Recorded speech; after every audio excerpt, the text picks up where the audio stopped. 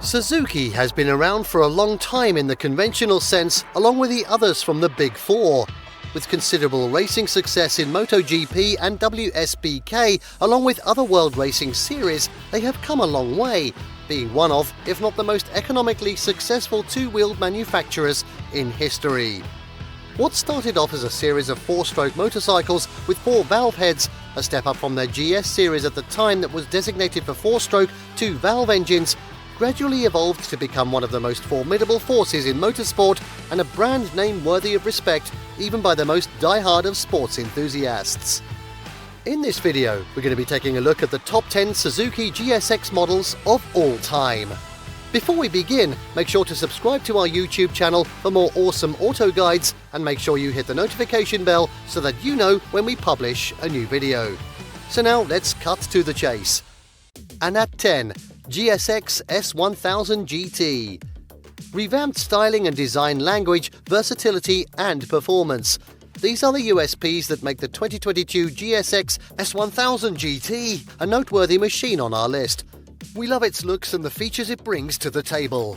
It receives a slew of electronics, as with the latest gen Hayabusa Suzuki Intelligent Ride System, the SIRS technology, including electronic cruise control, traction control and a quick shifter.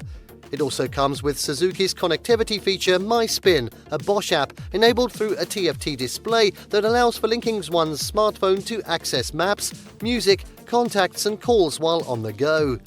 The nicely tuned 993cc inline-4 puts out an adequate 136 horses and 76 foot-pounds of torque. At 9, GSX S1000. One of Suzuki's underrated but very enjoyable nakeds, we had to include this bike in the list as one of the most well-rounded naked bikes, at least from Japanese manufacturers. Initially debuting in 2015, the engine was from the K5 generation GSX-R, and it was a definite hoot to ride. Fast forward to 2023, and it is still one of Suzuki's most relevant sport bike offerings that can put a big smile on one's face thanks to its fun dynamics, practicality and engine characteristics. At 8, GSX-R1300.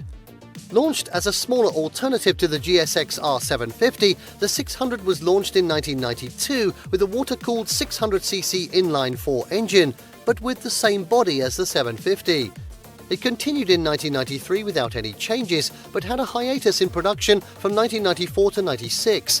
In 97, it returned then equipped with the SRAD system and subsequently received updates, namely fuel injection, revised bodywork and aero, radial-mounted brakes, inverted forks and titanium valves to name a few.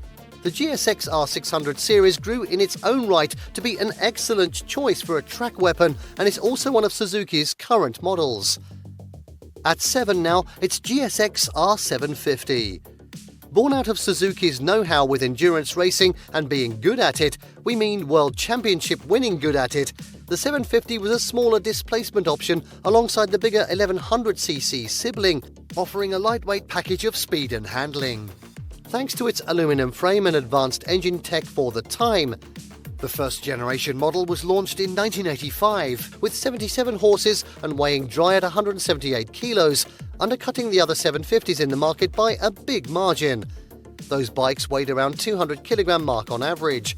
It still continues to be sold today as one of Suzuki's crucial sports bike models.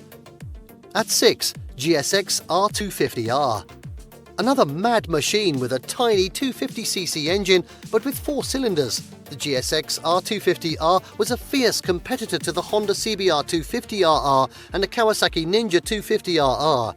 With a dizzying red line of close to, wait for it, 20,000 RPM, the GSX R250R was able to top out at miles per hour and deliver 45 horses and a maximum torque of 18.07 foot-pounds.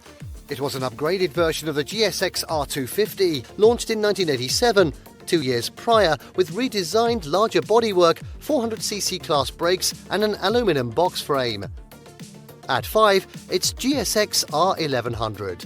The GSX R1100 is easily one of Suzuki's longest living series of its 1100cc series of big bikes that continued throughout its lifespan with rather minor updates along the way, because it did not really need them in the first place.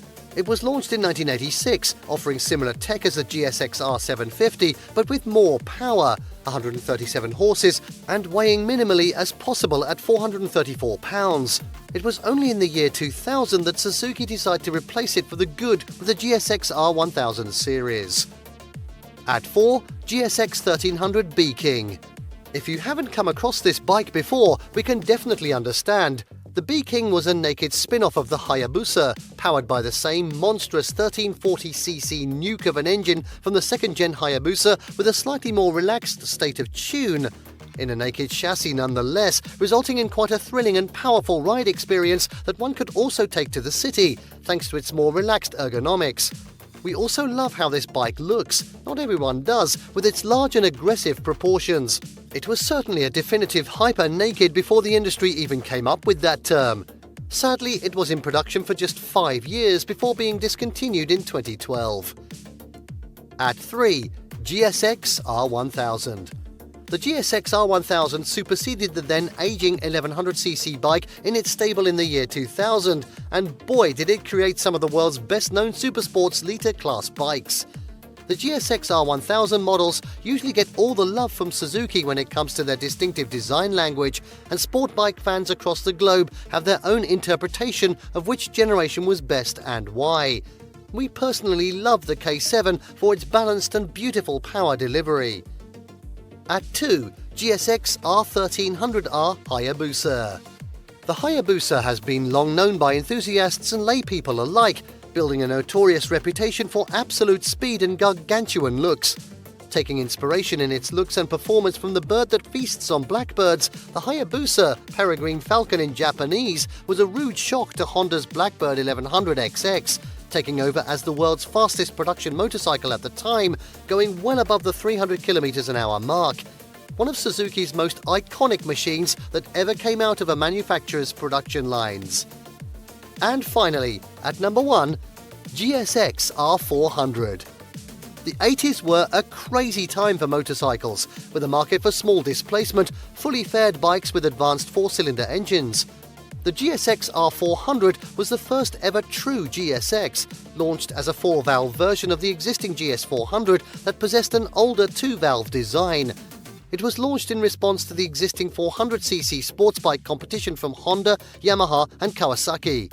The Suzuki trumped them all with its lightweight and therefore better power-to-weight ratio, even when compared to the RG250 Gamma 2-stroke from Suzuki's own stable. Later years saw a 4-into-1 exhaust that bumped power up from 58 horses to around 60. This bike was technically responsible for popularizing and associating performance to the GSX name. And there you have the top 10 Suzuki GSX models of all time. Did you like what you saw? Let us know in the comments down below. Share this video with your friends and don't forget to subscribe to our channel for more fantastic auto guides. So see you next time.